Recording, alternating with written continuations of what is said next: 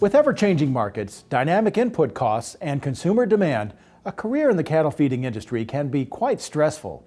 It takes a special kind of person, the kind recognized by the Cattle Feeders Hall of Fame each year.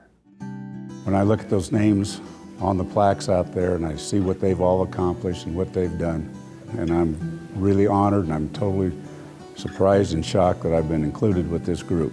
With the rich heritage that there is in the business, it's the biggest honor I've ever had in my life.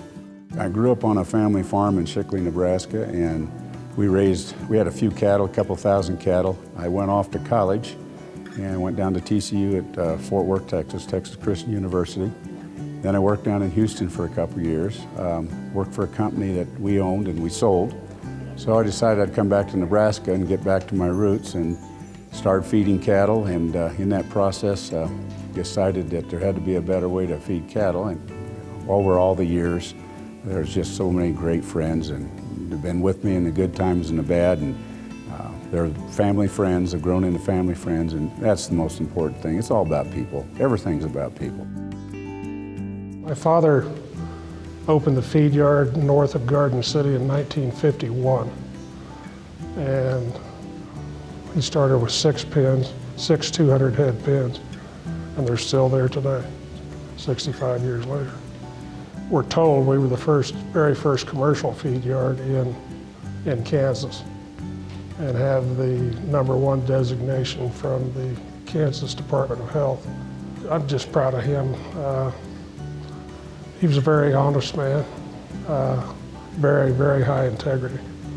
I'm sure he would be amazed at the cattle we have now, the genetics. Well, I've been working as a feeder since 1991.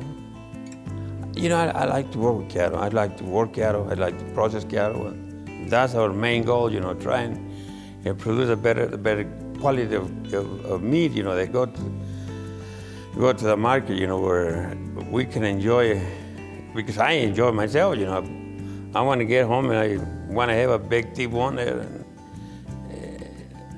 And if I enjoy, I want everybody to enjoy them as much as I do. I can't say any words because, you know, to be choose on how many people who work in the feed yards, you know, that's a pretty big honor for me and my family. I feel like the luckiest guy in the world. I was born and raised on a small cow-calf operation in central Oklahoma. We didn't have enough mama cows to make a living, 125. But we milked 6 cows every morning, sold milk off the back porch.